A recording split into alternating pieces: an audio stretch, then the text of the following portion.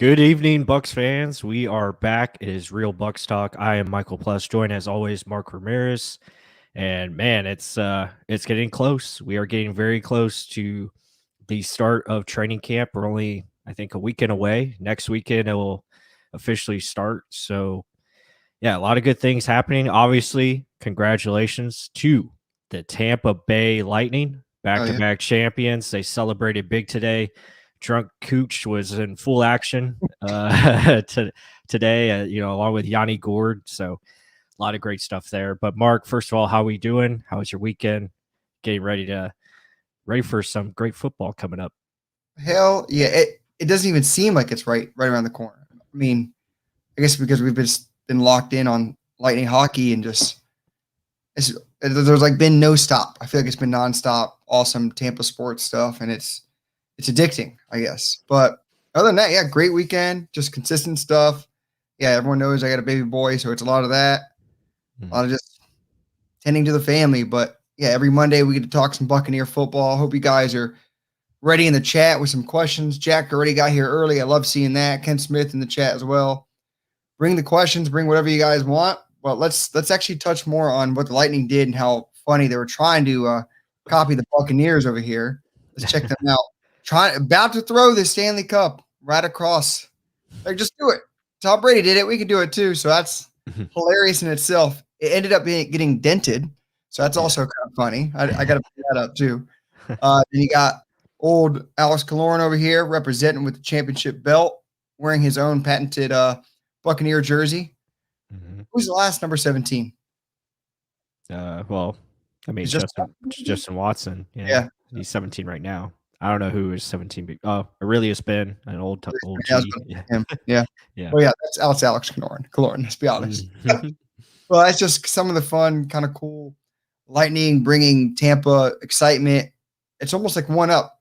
Brady, you gotta match it, right? Brady and the Buccaneers. Let's see you do it again. But yeah, it's always fun. Monday. You're getting feedback in your audio. Oh, Is that is that is that me? on my part or is it on Plus's part? Oh, now are we good? That should be good now. Jack, let me know if we're good down below. That's probably my fault, to be honest. Oh, had extra audio on. Yeah. Okay. Jack, give me a thumbs up if I fix the problem. That was probably me, to be Yeah, honest. I'm not hearing any echo on my end. So But other than that, plus, how was your weekend? Are you ready to talk some Buccaneer football? I'm ready, man. Yeah, we got the our window coming up for what days we can pick to go to training camp. So we're probably gonna try to go. I think August 1st, that Sunday, definitely gonna be there. Maybe the day before. So yeah, it's just a lot of things happening. Like you said, it's been a nonstop, like just nonstop action. So it just continues. It's like a 365 cycle, but a lot of great stuff happening. I mean, congrats again to the Lightning. It's a challenge to Tampa sports to keep this going. So I think that makes it great. Well, yeah, let's see what some things that were going on earlier. Thankfully, it sounds good. Thank you guys. Just looking up some of the, I guess, current things happening. Mhm. There's not much Buck news besides everyone's signed. Everyone's already hyped for the Buck season to start. But this is something I kind of caught on Twitter, which is insane in itself. The freak that is Tristan Wirfs over here doing some freakishly things. Just check it out here. Hopefully, it's not too loud. There you go. So 6'5", 345. This is 48 inches. Does he got it in him? Does it with ease. I mean, Insane. he's yeah. I don't know where these guys. I don't know how they grow like this. They just just not human. But yeah, that's pretty cool to see. Also, the Bucks got some ESPY awards, so that was nice. Won Yeah. best team of the year, and Tom Brady Nice. winning his award. So a lot of good things there. So yeah, it just feels like everything is rolling right along and just going as planned. Um, there really hasn't been any negative news for Yeah. the Bucks, which is a good sign.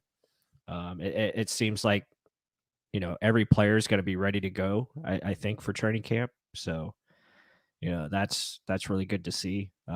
there's a video on Jalen Darden, him working and just running some nice routes. So can't wait to see what he's got in store. Yeah. And then be logging to the question if all the draft picks have been signed. I know it's not a huge deal when they're signed, just curious.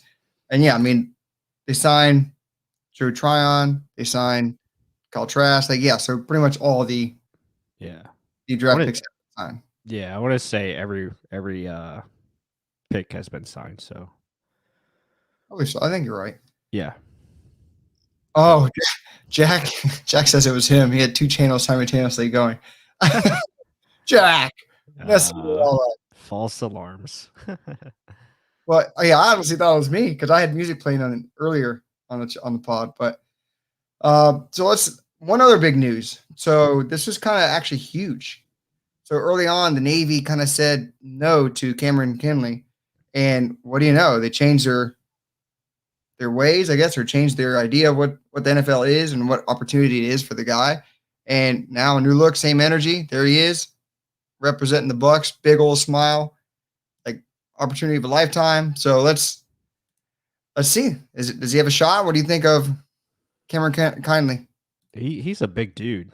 I mean, that's a big defensive back. So yeah, I wish him the best. Again, it's an uphill climb.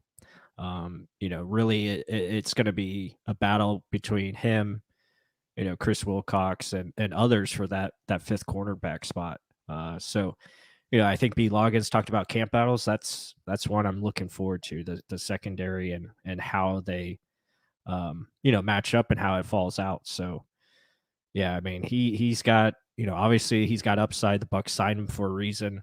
So if he doesn't make the team, I think most excuse me, I think most likely he comes back for the practice squad if not.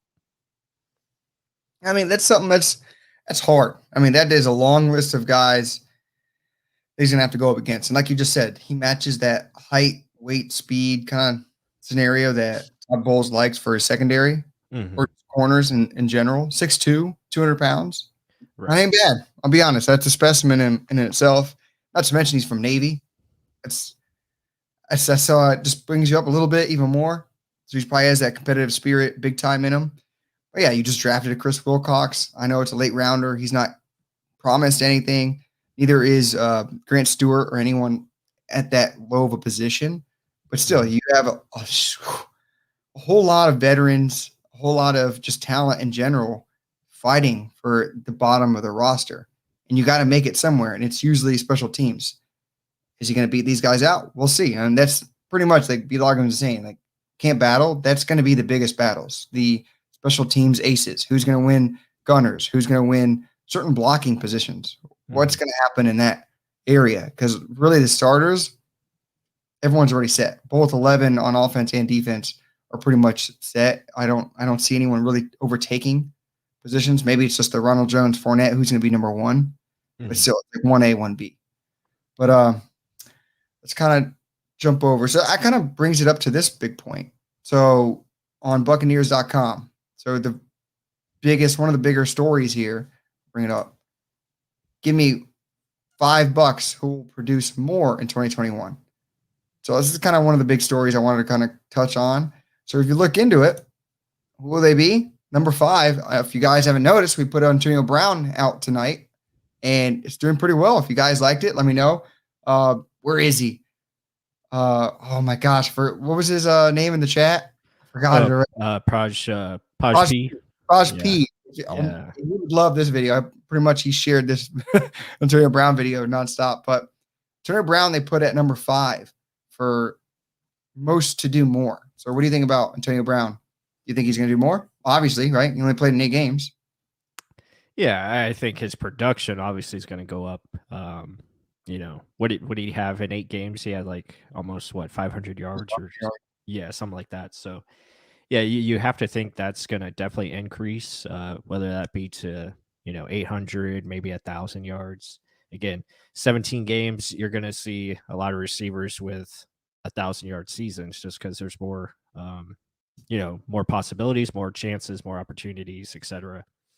So yeah, I think AB, he's going to be just fine. And again, he's going to be the guy that's going to be singled a lot.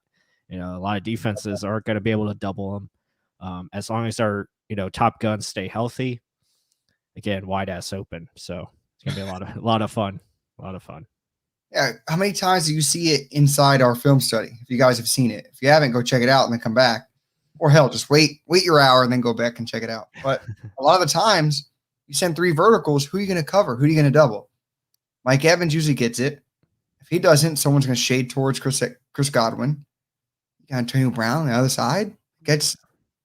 It's criminal what they can do on offense. So, and last year they were learning on the go. Tom Brady was definitely learning on the go. Antonio Brown, yes, I know he's familiar with the offense, but no one in the offense in itself is he comfortable with. Tom Brady played 2 games with when he's with New England, right?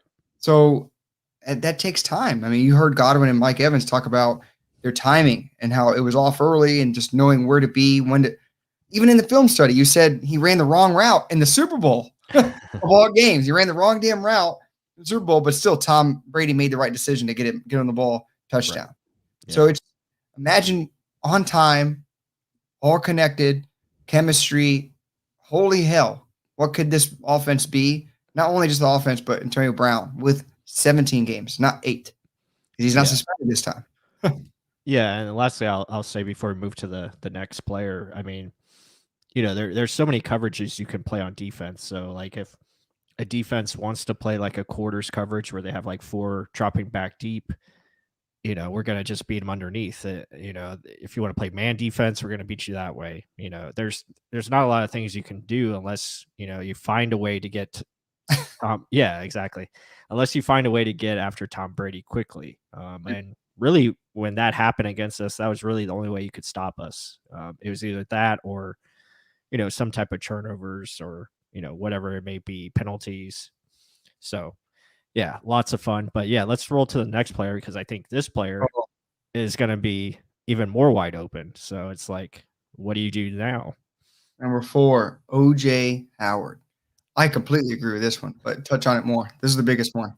It is the biggest one, and he's the X factor. I mean, if he can find a way, and again, unfortunately, this has been his problem, just staying healthy. If he could just stay healthy, be out there on the field, and continue to make that progress that we saw, in weeks 1 through 4, and his blocking got better, his route running was better, everything was coming to fruition for him.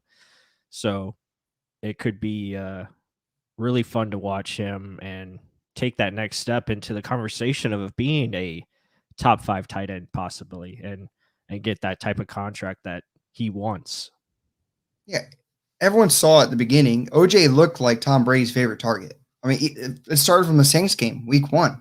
He would almost force feed him, just throwing it low, just targeting him every time because he was his blanket. Like a guy that big, that fast. I mean, if you throw it near him, he's going to catch the ball. It's always been his health. Can OJ stay on the field? I mean, hopefully they do the same thing, kind of spreading the ball around with Gronk, Brate, OJ. Find ways to kind of slowly get him involved. I know he's going to want to go full bore, but the dude really is legit. And if he can just stay healthy, you never know what the heck could happen. I mean, I'm hoping just a full 17 games, like we said with Gronk last year. Let's see what the heck happens if he does do it. It'll be insane. Every year he has some incredible play. We're like, how the hell did he do that? It was like a 60 or 50-yard play where no one covered him. Is it because no one covered him, or he's just that damn fast and you can't keep up with him? It's tough.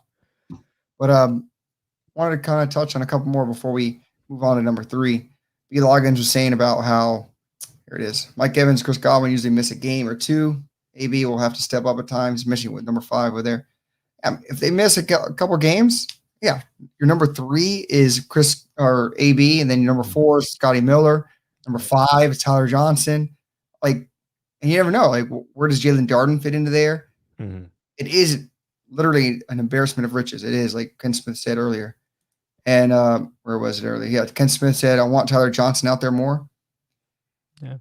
I mean, that was one of my things, thinking AB would go because they would want more playing time for Scotty and Tyler Johnson. But the thing is, these guys want to take less and want to win championships. I'm not going to get mad at Antonio Brown wanting to play again on Tampa Bay Buccaneers, not just with Tom Brady, but for the Tampa Bay Buccaneers. I love it.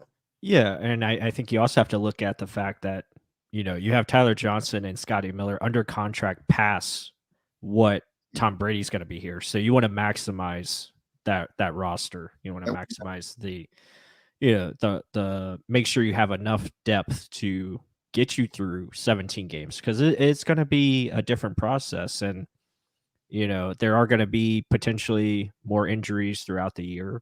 And you're going to have to find ways to rest guys and watch their snap counts. Obviously, you're still going to play to win, no doubt about that. But I'm just saying, as far as management and load of it, it's going to be something new for everybody. Just playing that extra game, it takes a lot on you. Oh, yeah. And again, that's why not only will they miss games, hopefully they can sit them just to relax them, just to kind of get their legs ready for hopefully a deep playoff run. Hmm. Because these guys are going to get big numbers.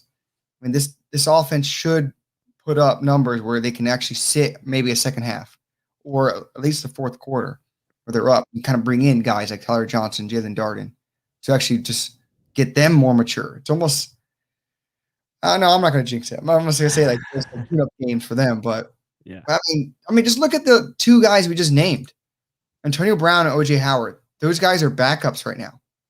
They're at the bottom of the like number 3, and he's potentially going to be number 3 as well. Hmm. You're talking OJ Howard is a hidden gem right now, and Antonio Brown's number 3. That's crazy. Like potential, like Gronk, clear and day, number 1. But he was not to start the season last year. Antonio Brown only played 8 games, and he had to learn the whole time. Hmm. Those two are insane. Insane. Those should be like 1 and 2 right there. I mean, it's not our list, it's someone else's. Right. But I guess keep going. Number 3. What do you think about this one? Leonard Fournette is his number 3. This is the, what is it? Who will produce more in 2021? What do you think about that? Yeah, I think that's interesting. I mean, obviously, if you get, playoff Lenny and like Super Bowl Lenny, then, obviously that's good news for the Bucs because he ran the ball better. It just seemed like he was more in touch with the offense, more effective, just, not dancing as much, just straightforward, making plays still and being consistent. But yeah, obviously he has an opportunity to be better and produce more. I think that could go for anybody in the running back room. I think even Rojo can have a bigger year. Yeah. Keyshawn Vaughn, etc. So yeah, a lot of potential for that running back room. And, we've talked about this before. I feel like that's really the only weakness you can really say on this team. And not saying it's a weakness, but pretty much like the only question mark of, are these guys going to step up and really take, the throttle, at that position? Well, one thing you used to mention, I guess it was last off season, was we don't have a guy that can do it all. We don't have a guy that can do a little bit of everything. We have a true runner, Rojo, Right. at that time, who was the only guy that could catch the ball. I guess we didn't really have a guy that could catch the ball. We didn't have Fournette at that point. We just had a guy, a bunch of tricks of the trade. No Mhm. one really could do everything. And we're like, how the hell can we not find a guy that can just do it all? Right. And now you had a Gio Bernard Yeah. in here that can, catch the football and do some things. So yeah, I mean, that's a position again. It'll be very interesting to see. That's probably, I know B Loggins brought it up about favorite position battles. That's the one for me. I mean, because really, I Jump on feel let's jump on the damn gun. Look at you. yeah, I just feel like that's if that position is successful and consistent, it's going to take this offense to, I mean, heights we've never seen. I mean, I'm talking probably averaging 35 or more points per game. I mean, they might be able to do that anyway, but Yeah. I'm just saying with that run game, you can do so much more. Especially with Tom Brady's checks at the line. Just I'm gonna run this. Don't worry. Right. Uh, it's just I do love the running back room as a whole. Yeah, there's a whole bunch of things they can do. But the thing is, Geo, you almost when you put him in, he's going to be that guy that it's going to be a pass, or it's just going to either the passing to him or he's going to pass block. Rojo most definitely is going to be a run because that's literally what he does. With Fournette out there, yeah, maybe that's why they put him at number 3 because he can do a little bit of all. I mean, during the regular season last year, he didn't run at all well, but maybe playoff Lenny, Lombardi-Lenny does come back. We all hope that happens. But I'm not going to say he's my number 3 like to do more. Maybe they just did that because of his injury as well, how they kind of set him off to the side. But I think if Rojo has his way or Keyshawn Vaughn has that next step, it's going to be hard for Fournette to actually hold on to the position. I know he is a number 4 overall pick, right, himself, but still, there's a lot of talent in that room itself. So getting your touches is going to be kind of hard to do. But we'll see. Maybe, like you said, the amount of carries and opportunities he'll have, fresh legs, you never know. Let's see. Oh, I like this. Jack Trudel said 13 days till training camp. Yep. Isn't that insane? Yeah, it's crazy. I mean, teams are going to start up next week, so very intriguing. Rojo 1,000 yards. I can honestly see it. He was so close last year. Yeah, 22 yards away last year, and probably should have got it, but for whatever reason, they didn't give him the football in the last couple of minutes. So Ken's in here saying 2-headed monster. It could be 3-headed. Never know. Yeah, I mean, all 4 of those guys are going to get the football, and we're going to need every one of them because, again, long season, there's going to be injuries. You're going to need all those guys to contribute. Oh, that's a good point. Will depend on what kind of shape they're in.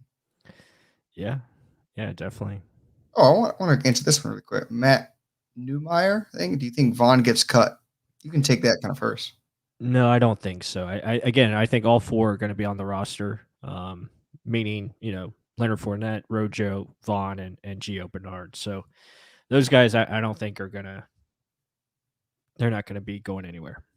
And again, Keyshawn Vaughn's your only running back under contract past this season. So I doubt they're going to cut him. They just invested into him.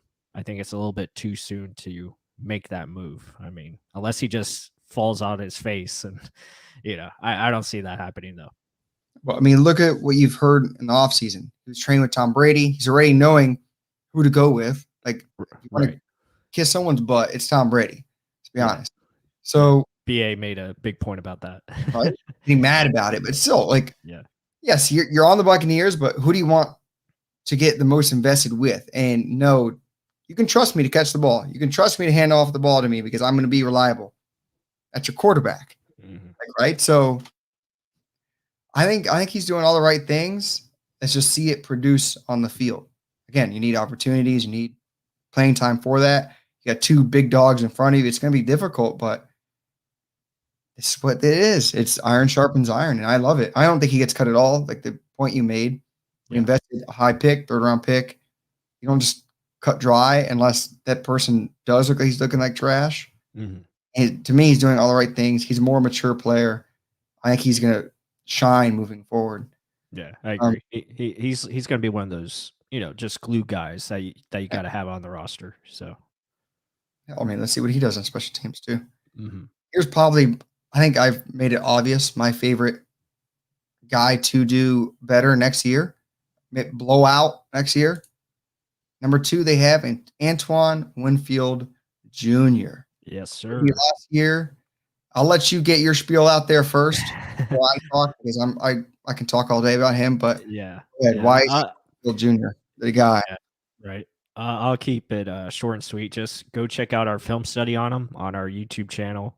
Be sure to subscribe if you haven't yet, and just check out that video, man. It's a lot of fun. We talk about just his overall awareness and his ability to be in the right position at all times, and I mean he's not even reached the surface of what he can be, and it's going to be really fun to watch him play. So I'm going to touch on it a little bit then. So let's realize what he was last year. He was a rookie. He was a really young rookie, to be exact.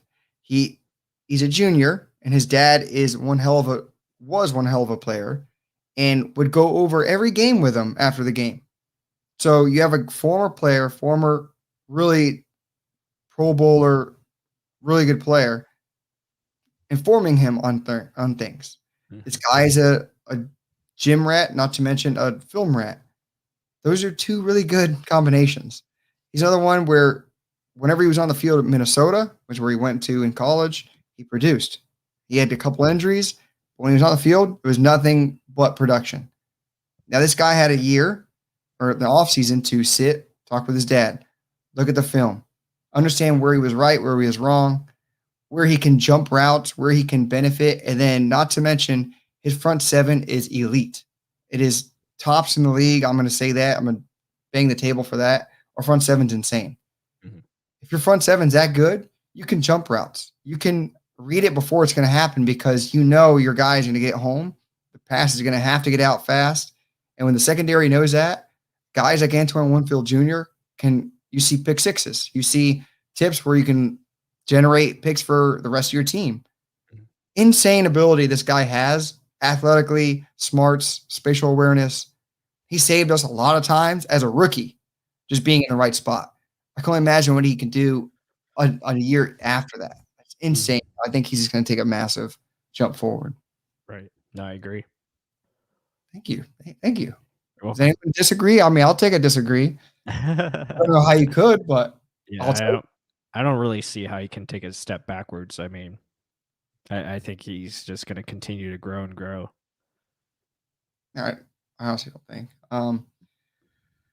Buck, what you heard in the chat, Gene, with Buck, what you heard. So he said he's ahead of the curve. Yes, he is. Antoine Winfield makes the Pro Bowl at year 2. Absolutely. I'm thinking he's potentially most improved player when he didn't even need to improve that much. Like I just think he can do some things where, and it's just not just because of him, it's just because of the defense in front of him, like I just kind of touched on. Yeah. Everyone should get better, so that's going to make him better, and that's the fun part. That's funny. That's why I wasn't reading bedtime stories. He went to bed watching game film. It's pretty fun. It's true. It's true. He probably had a little tablet and just watching game tape. Right. Hey, Daddy raised him right? Love football and enjoy what you do. And he does it. Always has a big smile on his face, and his peace sign is going to be on many a Buck fan shirt this season. It's going to be like the calling card. If we win, peace sign. Yeah. On to the next. Well, then again, the Lightning have the 2 already. Are we going to get the other? Damn. Let's see. So with everything I just said, this is number 1 on Buccaneers.com for most to do more, or who could do more next season. And it is the secondary itself, the Buccaneers secondary. They're like, oh, I probably cheated, especially after I commented just saying how they're looking for one guy. But in a whole, they chose Carlton Davis, SMB, Jamel Dean, Mike Edwards, Jordan Whitehead, Antoine Winfield to throw in here as well. But what do you think about that? Do you think they will do more next year? Yeah, most definitely. I mean, we've pretty much touched on all the secondary so far in our breakdowns. We have, Carlton Davis, Jamel Dean out there, Sean Murphy-Bunting. We just talked about Antoine Winfield Jr. We have Jordan Whitehead. So, yeah, I mean, those are your starters right there. And, yeah, I mean, I feel each and every one of them should improve and get better. And like you said, we have the top front 7 in the league. If the front 7 is healthy and, going as it should, then, yeah, they should definitely be better because they understand what they're doing. And the process is better. So with that said, I mean, yeah, there should be definitely improvement. And I think this could be a top 10, maybe top 5 defense in both categories. And we haven't even seen, Joe Tryon and what his elements are going to add to this defense. I mean, that's going to be, I think, just another boost because really, I think that's one area where this defense struggled is, bringing in an extra third pass rusher, coming in and having an impact when JPP and Shaq are out of the game. Absolutely. I mean, that makes me laugh because you did the interview with Trevor Sikkema before the draft, and they were like, oh, they're not going to go. He said he's not going to go edge rusher because the Bucs like Anthony Nelson. And I'm like, as if you've been away from the Bucs that long, you're thinking Anthony Nelson is your saving grace for pass rushing? No. I like Anthony Nelson too, but I mean, to say he's going to be the guy that can step up if JPP or Shaq go down, hell no. My man, I guess he lost it. He's in Carolina, but he's a Carolina Panthers fan now. So I almost wanted to jump on. I couldn't even talk that day. I tried to get on that live stream. I couldn't talk, couldn't speak. I lost my voice. Yep. And I was like, plus, what? I was just going to talk something just to get on and be like, he lost his mind. So I'm just saying, Joe Tryon, yeah, it doesn't matter if he's not a mature pass rusher just yet. Just the speed alone to be able to win that outside and bull rush that outside, that speed power combo, Mhm. that's going to allow Jordan Whitehead, Devin White, Levante David to get those A gaps, B gaps easier because Oh, the yeah. tackles have to push outside more. Oops. Again, I say that a lot because that's just more opportunities for Todd Bowles to scheme things up. When you see Anthony Nelson out there, he's not a speed guy. You Right. have Joe Tryon out there. Oh, I got to start leaning back soon. Gotta start leaning back because he's going Mhm. to come around the end. He's going to bend. He's going to push. He's going to do something to beat. And guess what? That's when a smaller guy can fly in there. You didn't even see him. That is huge. That is huge in my opinion. The defense can take a whole other step forward with a guy like that. And that's not even saying he can do anything. That's just saying based off his athleticism. Mhm. And we're not even depending on him. But I'm just saying it could potentially be a big step forward. Let's see in the chat. Joe Tryon has two great guys to learn from. Absolutely. Yes, he does. Mhm. Yeah. Uh, Sycamore defected. Dope. Mhm. Tryon's raw. He just needs a polished technique. Watch ABP and Shaq. They could turn him into a slayer. Yeah. And that's again the benefit of drafting him at the position we did. He can learn. And if Yeah. you've seen his interviews, dude's a professional already. Yeah. At such a young age. Touch on it more, plus. Well, I was just gonna say, like, if he can take that kind of leap that Tristan Wirfs did last year. I mean, we thought Wirfs was gonna come in, and we were like, okay, he'll do okay, he'll do Yeah. enough, to be good, and we didn't expect the jump that he took. I mean, it was from training camp, and he was ready to go by the first game of the season. I mean, if Tryon can do something like that, where he comes in, has the training camp, has the preseason games to really hone in on what he needs to do, and obviously he's going to get a lot of playing time in those preseason games. I mean, they're probably going to work him exclusively. So Yeah. if he can take that kind of leap in just a couple months, like Tristan Wirfs or even Antoine Winfield. Well, Winfield he was ready to go from the get. He was ready to go from the start. But I'm just saying, like, if he can take that kind of mature leap, it's going to be very dangerous because you can't prepare for the type of athleticism that he's going to bring off the edge when a JPP or a Shaq come off the field, because this guy, he's more athletic. Like, he's more athletic than both of them. And you can't prepare for that kind of speed. I mean, we saw it for Cam Gill when Cam Gill came in and did some little Mhm. things, and we saw his speed just jump off the tape. Like, he can get around that edge quickly, and that's what Tryon can do. I mean, it's like adding a Noah Spence, but Joe Tryon is just bigger and more physical than Spence was ever, going to be. He was even faster. I think Spence Right. tied for 4.8. This guy was like almost a 4.6, right? Yeah. 4.6, 4.5. So at 6'5", Mhm. come on, give me a Yeah. break. And long arms. I mean, he's got the tools. He's got the gifts. And like you guys saw Wirfs jumping over the Empire State Building. So yeah, like I don't yeah, know what they feed these guys anymore, man. It's just crazy how they like this. yeah. Earlier we showed that video. It's just crazy.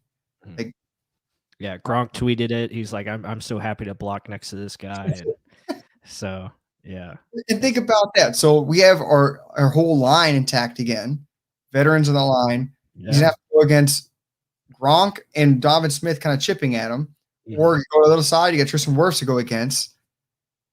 It's just he has challenges in front of him to learn from, not just from the defensive side, learn your craft, but learn against two good left right tackles, potentially great tackle in Tristan Wirfs. Right. Yeah. Learn as you go and just continue to get better. It's crazy, but I mean, we were touching on the secondary, but we mentioned Joe Tryon most. Well, I mean, so pretty much It what all it all works together, right? 11 working. Yeah, So yeah. So if your front seven's working that well, that secondary can only do is eat. Anything I said about Antoine Winfield Jr., about jumping routes, about knowing your front seven's going to get there, so I have the confidence in playing my game, being in my zone, understanding where to be. Like SMB, if he's healthy, again, that's another guy we kind of broke down. Mhm. If he's healthy, he knows where to be. It's just, can his body get him there? A lot of it, hopefully, they're all on TB12 method because they are. It's going to be dangerous both sides of the ball. Right. Yeah. Yeah. Definitely stretch out. Get those hammies ready. Get the quads going. All right, before we keep talking down the line, because I want to go over the roster breakdown because a lot of people are asking about that. B. Loggins asked. Let's jump into our sponsor, Symbol, the stock market for sports. I know you guys have been hearing it. If you guys are new to the channel, check this out. It's a cool idea, cool concept. What is this stock market for sports? Literally, it's your sports betting, but for sports. You can get your emotional attachment to your team. So you find your favorite team. If you're in here, you're a Bucs channel. You love this Bucs content. If you need to hit the like button, go ahead and do that right now. But buy some Buccaneer stock. And then what do? You just hold it. And when they win, hopefully they go 17-0, you get 50 cents per share that you own every time they win. That's simple. It's like a dividend of a stock. That's all it is. Cool concept. Simple, fun, entertaining. It's almost bringing that DraftKings kind of concept into it as well. And then you can trade them like stocks. Literally, you buy low, sell high. If you buy a team that you think is going to be good at the end of the year, but this year there's no hype for them, like the Bengals or the Chargers, or who is it going to be? Buy them when they start doing good. You sell them at the top. It's fun, kind of like economics into it as well, but traded 24/7, 365 a year. Give it a look, guys. I mean, if you want, our link's down below. Hit that link. You get $10. We get $10. It's something fun supporting the channel. But hit the play button to learn a little bit more about it. But otherwise, let's keep talking Buccaneer football, and let's do some roster breakdown. So B. Loggins way earlier, said, who's going to win cornerback number 2? So I think I know who you're going to say, but it's also a loaded question. But let's kind of break it down. So look at the roster right now. Everyone knows numero uno is who? Right. Yeah, I mean, it's going to be Carlton Davis. Right. He's the number 1 guy. He earned it, and he's just going to get better. So, yeah, I don't see him losing that spot. That's going to be his responsibility. Take out the best receivers on the other side, that he's going up against. So, yeah, I mean, he'll be number 1. Number 2, I think it's going to be Sean Murphy-Bunting. I just feel like, he'll be the guy that can play outside or inside. And again, when they're in base defense, he's going to be that outside corner. Now, obviously, again, like you said, loaded question, because defensively you're in nickel 70 to 80% of the time. So that means Jamel Dean's going to be on the outside. So technically you could say he's the number 2 guy, with Sean Murphy-Bunting playing in the slot. Really they're all starters, but I'll say Sean Murphy-Bunting will be number 2 just based off run defense. And, when we're in base coverage, he'll be the guy out there. I couldn't agree more, to be honest. I mean, a lot of people are saying, yeah, Dean, because SMB can play slot good. Right. And they're not wrong. I mean, a lot of people see Dean's potential of his length, his size, and he fits the prototype. It's just, what can you do if something goes awry? If they change something up at the line, and I mean, you got to be able to be multiple. Jamel Dean can only stay truly on the outside. If they do mix it up and everything gets in close, and you have to start thinking, I mean, I would rely more on SMB, Sean Murphy-Bunting. Right. But, yeah. Every question is loaded because our team is loaded. Hey, it's great. It's a great place to be, man. It's a great place to be. Right? Lightning and the Bucs. But it's just, when you look at it, overall, SMB can do a whole lot more than Dean can. I mean, there were times he would drop back as a safety. There's times he literally looked like a linebacker in a short zone, following receivers. He did a little bit of everything. He kind of shut down Justin Jefferson, that Vikings game.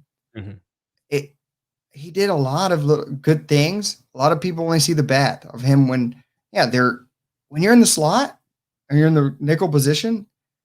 I mean, you're in the middle between a lot. I mean, you can get picked easy, and you're in the noise. You're in the trees. The big guys are pushing into you. You have to do a lot in that position. So they put him there for a reason. And I think if it was truly just 2 guys, it would be SMB. even though I really do like Jamel Dean's game. It's just I view SMB as what he can do is a lot more multiple than what Dean can do. Right. Yeah. Yeah. I agree. I mean, and this is not a discredit to Jamel. I mean, Jamel is I mean, he's a unicorn in the way he's built. The way he's built. I mean, he looks like a linebacker out there, but he can run fast. He can run fast. Vertically. He just struggles with the short area quickness going east and west, but I mean, when you look at him and his ability to lock players down on the outside, I mean, obviously we saw it. I mean, his potential is there, and we showed it in his film study as far as just taking guys out of the play completely. So yeah, definitely, he's got potential to be number one corner, but he's just the lack of flexibility that he can provide. It just kind of hinders him. But if you want him to just play man on man, I definitely take him as one of those dudes. Yeah, that's probably why they put number one secondary as Yeah. young. Again, they're very young. This is going to be some of them only their third year of production. Right. Look what Carlton Davis's third year was. He literally took claim to number one. What are these guys going to do? Year three. Mm-hmm. You never know how much more steps these guys can take forward, especially again, it's almost like a beating a dead horse with what's in front of them. Yeah. And the team that's still together, no one left. It's crazy. It's a very, I mean, it's just a very fun group. I mean, Yeah. the whole secondary unit. I mean, we haven't even talked about Mike Edwards and just his ability, what he can bring, and so they're all versatile. I mean, someone brought it up in the chat. I think Frank G said it. I mean, Antoine Winfield can play the slot. You can put, Edwards in the slot. You can do a lot of different things with this group, and they showed it in the Super Bowl and the way they can maximize their coverages. And Jordan Whitehead again, just playing extra linebacker position and doing all sorts of different things against the tight ends and running backs that you have to go up against. Really fun. That is a good word to put. Fun on both sides of the ball and just loaded. And Devin White, knowing what to do in coverage. I mean, could you imagine if that man got just at second? Oh my God. Like that helps out the secondary the most. Like if he's in the right spot, that makes it much easier on the secondary. And guys, if you've been following us since the beginning of the channel, we've been hard on Devin White since he's been drafted. You're drafted top 5. You're a middle linebacker. You better be damn good. Mm-hmm. Every year he's just showing more and more. Like he's always had athleticism, but it's just more using that in a functional space, being able to read what's going on and to run the right way, being in right zone coverage, not run around circling, which we've shown before in the past. He just had no idea where he was. He just spin around. And actually, do I still have that? Oh, wait. I don't have it. I hope I had the gift. But, I mean, Devin White, if he takes another step forward, he could be in the conversation for MVP, league MVP for the defense, like defensive player of the year. Like that's how good of a player he is. And we fought it so many times. Like he needs to get better, this, and this. But it's just he has the ability. It's just how much is he going to allow to happen? It's more him fighting him than anything. Yeah, definitely. But, we almost got to make this a shirt.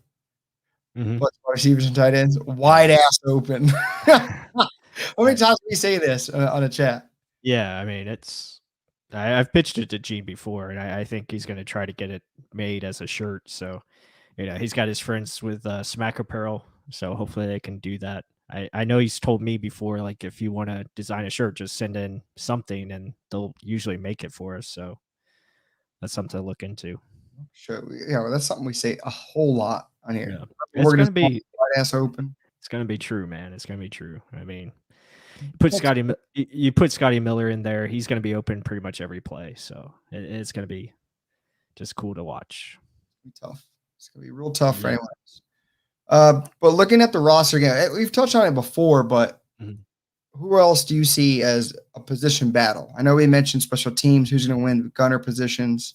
Yeah. Secondary, we're kind of talking who's number 2 and at corner, but what other position group or area do you see as your favorite battle? I mean, does Aaron Stinney have any shot of taking over Alex Kappa? Like, does he have a chance to do that? I mean, personally, I don't see it. I think Kappa's the better player, but I mean, you never know. I mean, Stinney, with that experience that he got, does he take another step forward? Does he become more consistent?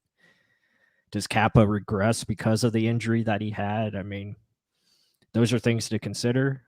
Also, Kappa going into a contract year, so it's like, I mean, let me take a moment just to truly appreciate what we have right now and those two guys. If y'all don't remember the open door that was the right guard position, Caleb Benenoch was there. Man, We could have talked worse. It gives you heartburn just thinking about it. So you guys listen to our podcast back in the day. Holy hell. If you could ream a player. I think I remember we took like the whole hour just talking about that one dude. I mean, it was that bad. I mean, and just breaking down the film, it's like, he's like beat every other play. It was like 1 out of 5. Okay, you made an okay play. And then, yeah, it just didn't work out. I know they, what was it? It was him. He was a draft pick 2016. But before that, they tried to have Kadeem Edwards, but they traded for Logan Mankins. Mankins was a, solid, but he was the left guard. I think Ali was playing center or whatever, right guard or what have you. But he was right. And then he went to center. That's right. That messed up the whole thing. But it was just, it was Caleb, and I forget who else they brought in to battle with Caleb. I think there was another guy that was a veteran. Was it Joe Hawley? No, Joe Hawley was the other guy. He was playing center, and then I forget. There was like another Evan Smith in there a couple times, right? Evan Smith, yeah, him, and I want to say there was one more veteran, but anyway, yeah. I mean, it's nice to appreciate that we have a solid group at the front five. I mean, by no means are they elite, but Alex Kappa is more than capable. Aaron Stinney, for what he did in the Super Bowl, I mean, yes, they got the ball out fast, ran the ball more, but still, he wasn't a liability. Right. It's a big thing. There were times where we're just like, just get rid of the ball, just run it. Never mind, can't run it because you get bowled over. Yeah. I mean, that's awesome. Whoever wins that is going to be helping us. I mean, it's iron sharpens iron. It's another thing we kind of talk about. I think Kappa wins it. I think that's just the starter. He earned it for time after time. If Stinney wins it, he deserved it. So we'll see. And that is probably an unsung position battle. Mm-hmm. I mean, a guy that kind of came up into the Super Bowl as opposed to a guy that played the whole season. Who does win it? We'll see. And other than that, I mean, everyone just the obvious one's running back. I guess if you want to touch on that one more time. Yeah, I mean, running back is like who's going to be, I guess, the first guy in there to start the game. I mean, all of them are going to get opportunities. It's just like who's going to get more featured. So, I mean, it'll be interesting to see who takes what steps forward. Can Rojo catch the ball consistently for like the first time in his life? Like if that happens, like, I mean, it's lights out. Like, can he become more natural catching the ball? Can he find a way to be consistent in pass blocking? A lot of those questions remain to be seen. Or you could, reverse that and say, hey, does Keyshawn Vaughn just continue to get better and maybe he explodes onto the scene? As front office in the Bucs, I think they're looking for something like that to happen. And obviously the coaching staff, same thing. They want someone to go out there and take that position because it just makes your offense that much more diverse when you don't have to put in a running back knowing what he's going to give you. Like we know when Rojo's in the game, most likely he's going to get the football running it, it just, and you don't really have to guard him on defense if he's going out for a pass. So it's like, it just makes the offense more dangerous. It makes the defense have to respect it. So it just helps you out that way. Yeah. I mean, it's the truth. It's who is pretty much the biggest thing. Does Keyshawn Vaughn naturally just take the position? Does Ronald Jones? I mean, it's almost like the same thing as saying Jameis Winston's going to get better in this 5th year or 6th year. Yeah. I just don't know if Ronald Jones. yeah, we tried to push that for so long, and we got to the point where like, nope, it's not gonna happen. And then we got called haters, and Yeah, that was a fun time in the podcast world. yeah, it was. Hey, team over player. That's all you're gonna say. Right. But let's jump over to let's see if any opportunity for you guys to call in. Kind of put the number down below, plus. Yeah, get that out It's there. we're gonna try and start implementing. If you guys want to start slowly calling in to kind of talk to us, have any questions you have that we haven't answered, or if you guys want to just get your voice out on the live stream, just to hear yourself talk and mention some Buck football. But as you guys see in the bottom of the line, call in number 813-485-4446. Try to make it the easiest number possible to call in. I wish it could have been like Bucs to the ship or something like that. 813 Bucs to the ship, but Yeah. it didn't happen. But one other funny thing, speaking of the ship, look at old Lord Stanley. What the hell did they do? They wanted to drink beer easier, I guess. What the hell is this thing? No way. Look at that. Just, Yeah. hey, they rather drink beer than we love the Stanley Cup, but I know Tampa's getting a lot of bad hype because of that. Who the hell cares? Yeah, If I you mean, don't like it, beat them, right? But I'm pretty sure that happens every year. I mean, the cup probably gets damaged. I mean, it's gonna happen. Again, they can fix it, no problem. well, wait, wasn't it one year during New England's championships? Didn't Gronk drop the Lombardi and it fell under? Or was it Gronk or some team lifted a trophy in the air and then it fell underneath like their party boat or not party boat, party truck, and they're like, "Oh crap!" I don't know who it was, but it seems like something Gronk would do. I mean, it happens. I mean, the Gators way back when dropped the championship basketball, so it broke. So I mean, all this stuff happens. I mean, it'll be fine. He hit a he hit a baseball too with it. Gronk did. Okay. He said it, and Mark DB. There you go. Also, I was reading up. I guess some other team back in the '60s put it in a bonfire. Put Stanley Cup in a bonfire. That's pretty bad. That's pretty damn bad. That's a lot worse than just dropping it or denting it like that. They did it on purpose. I guess. I mean, I didn't read the full story, but like it was something they put out there. Don't think this is the worst. But hey, you won it. You deserve to do what you want with it. Don't shatter it. I guess the Gators one's pretty damn bad. But accidents happen, right? Yeah, So they do. hell, Tom Brady, I hope we win it again. I hope he throws it even farther. He says, back up. Let's do this for real. Make sure Cam Brate's there to catch it. Right? Yep. But and it's funny, I guess the Tampa, what was it? Retrieval squad or something was there on site in case they tried to throw it. Yeah. God, that was funny. Sacrilegious? Really? Is that not that bad? Come on now. They earned it. They can do what they want with it. Yeah, it'll be fine. Right? It's going to Montreal to get fixed, which is kind of funny. So, yeah, they'll get it back and tour around with it. Doing Pat Maroon things. So He's gonna get the full blame. I wonder who it truly was.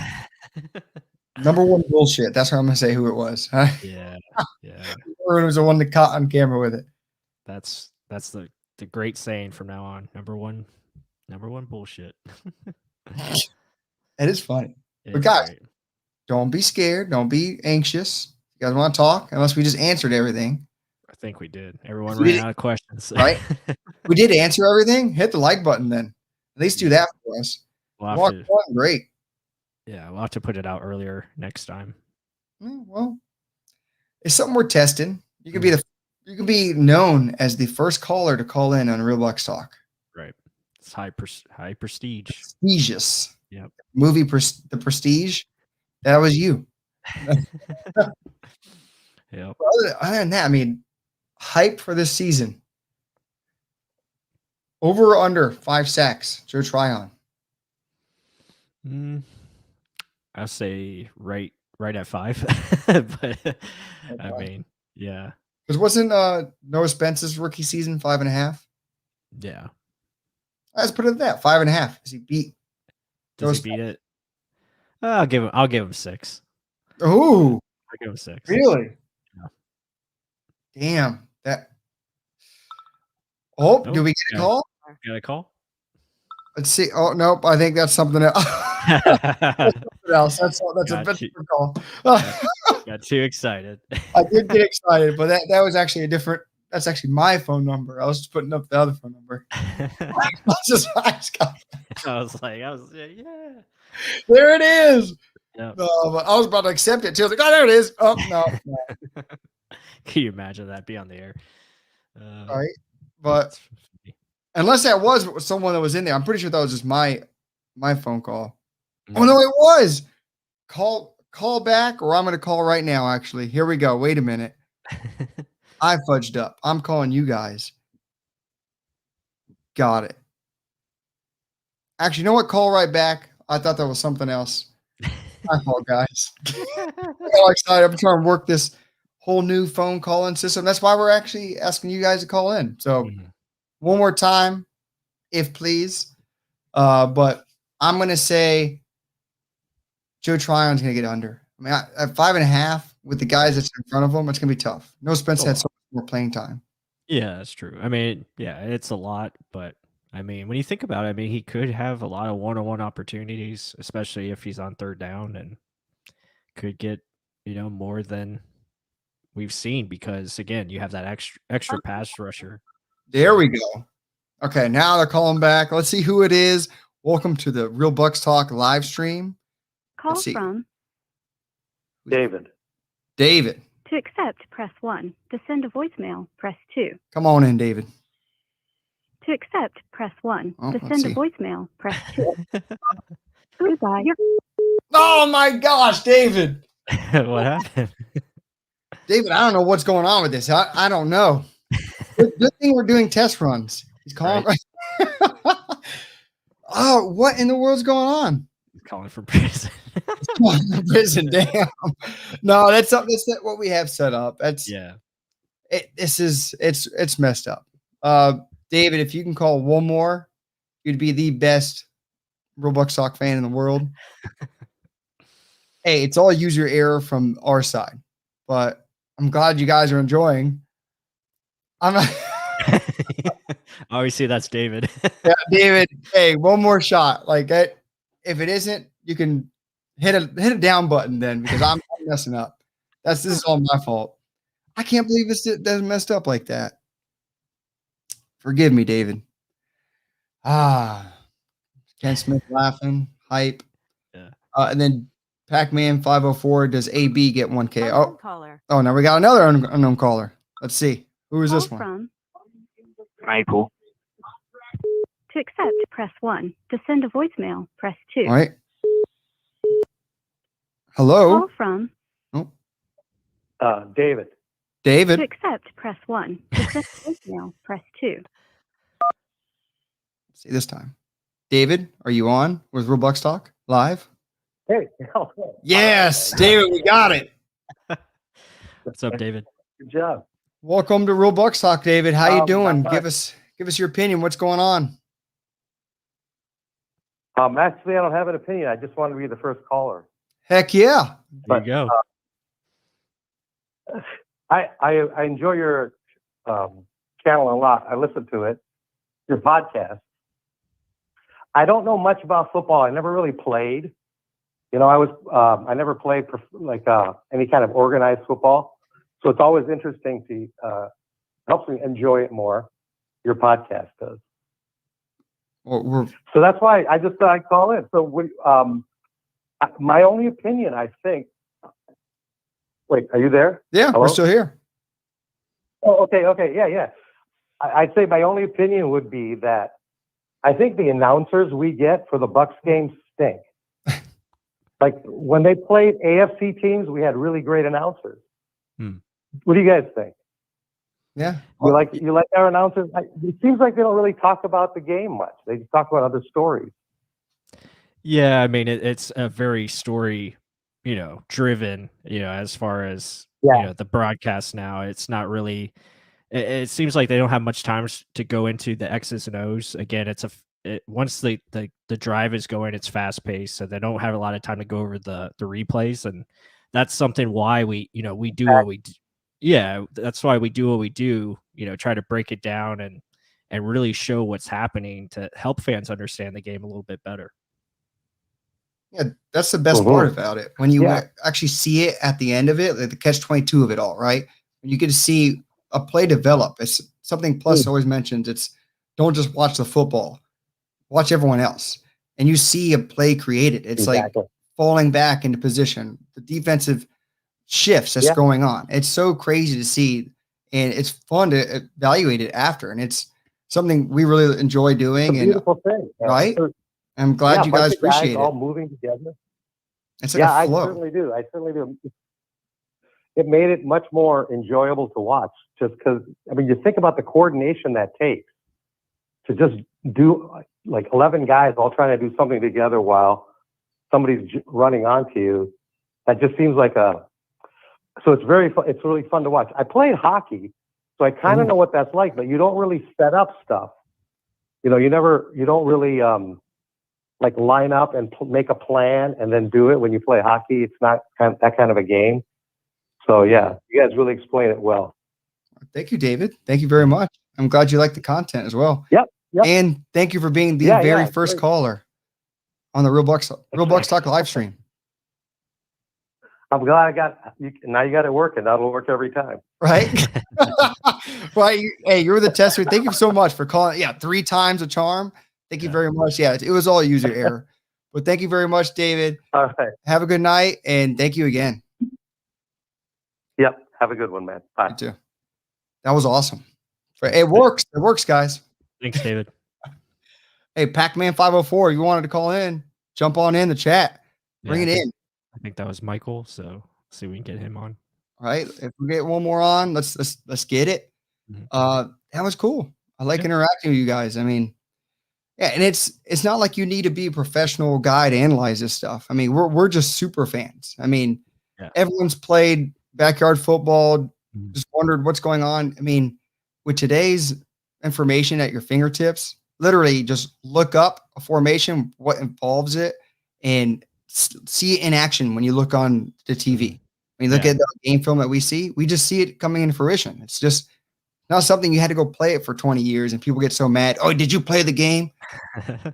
Yeah, neither Mark or I played organized football. At least I don't think you did, Mark. You didn't play football organized, did you? Yeah, I didn't either. So, the most I played was flag football, and that was, when I was under 12. So, yeah, we just really students of the game. We just learned it and, really just been growing every year, trying to learn more. So it's really just continuing evolution of your knowledge. And again, knowledge is power. And, that's something that we have in front of us, and we just put it on a platform so you guys can, experience that with us, It's been fun for us. I'm glad it's fun for y'all. It's just something we wanted. We always wanted. He mentioned about the announcers during the game. Troy Aikman kind of sounds like he's drunk half the time. We shouldn't go that far, but it's a reason why we kind of wanted to start this, or I know I did, was because sometimes, the late great Steve Dumig on the 620 WDAE, I just didn't agree with a lot of his takes. And it was like, this is what the hell we have. And I'd get angry and I'd want to call in. You can never call in over there. Again, we're trying to make this available for everyone. And it's like, no, what are you talking about? And then sometimes it would just be, they wouldn't listen. They just, no, this is my way or no way. And even some of the podcasters before when we started, it was like, that's what you're feeding to people. Like, did you actually watch the damn play? So that's why we're not just spitting crap, diarrhea of the mouth. We're kind of showing you what we see to help everyone as a whole, as a whole Buck family, understand what's going on in the game. Because we kind of pinpointed where the weaknesses were on our defense, why we were losing games, or on offense, what was going on, what sputtered it. We're just kind of throwing it out there. If you fix this, things will change. And it all happened. If you watch from week 1 to week 16, a lot of things changed. And it was crazy, a wild ride, roller coaster, and cool first year at Roblox Talk. Yep. It's got more stuff coming. A lot of more things to unpack, and yeah, excited for year 2. We have a world in our pocket. Literally, yeah, the phone. Look up whatever you want. Yeah. Well, other than that, yeah, I don't think that next call is coming in. Constructive criticism is a good thing. Yeah, it is. I mean, I almost want to see, like, if I'm wrong, I'll listen to you and see, like, where's your angle? Where do you see this view? Or what is your view on this? And I like that. I like to make it me think even more. Like, oh, could that have happened? Could it be because of that? And that's usually why we're 2, because I think one-headed way, and Plus kind of does it the calmer way. I'm just more the jump to the accusation immediately, and Plus kind of calms it down. I think you guys kind of understand that through the show. But I mean, more voices, sometimes too many voices are a bad thing, but if it's valid, understood, I'll go with it. But other than that, I think we're going to close it out now, Plus, because I don't think that call is going to come in. But either way, David, thank you very much for calling in. That was awesome. First call on Real Bucs Talk. Plus, close us out. Yeah, again, thank you guys. Thank you, David. That was really good. Awesome to see. So, but again, yeah, thank you everyone who was in the chat. We appreciate all the support, the questions, the comments, the likes, the subscribes, all that good stuff. So with that said, guys, everyone have a great night, and more to come this week. So stay tuned. Go Bucs.